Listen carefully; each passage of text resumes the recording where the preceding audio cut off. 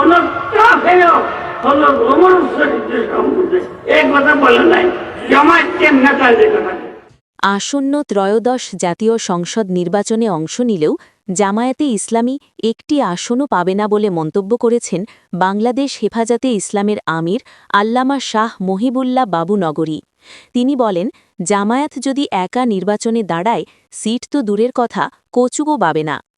শনিবার ১৩ ডিসেম্বর রাতে ফরিদপুরের নগরকান্দা উপজেলা সদরের MN একাডেমির মাঠে স্থানীয় ইসলামী যুব সমাজের উদ্যোগে আয়োজিত শানে রেসালাত মহাসম্মেলনে প্রধান অতিথির বক্তব্যে তিনি এসব কথা বলেন।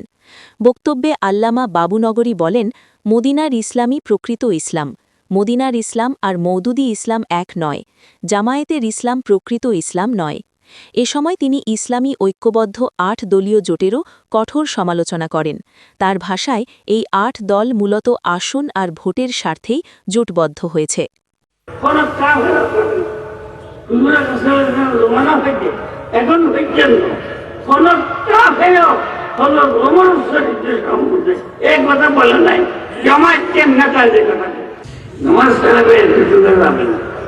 আর ওনার নিজেদের নমাজ এসে এবার না এটা আগে বুঝে এটা একটা দেখেন হজরত মুবলিন রহমতুল্লাহ মসজিদে ঠিক ফরমাইছে আমাদের একেবারে कि हमारे इस्लाम और मौजूदी के इस्लाम है नहीं है। जमात इस्लामी के इस्लाम में मौजूदी के इस्लाम है और निजाम इस्लाम वाले के इस्लाम में मदीने के इस्लाम है।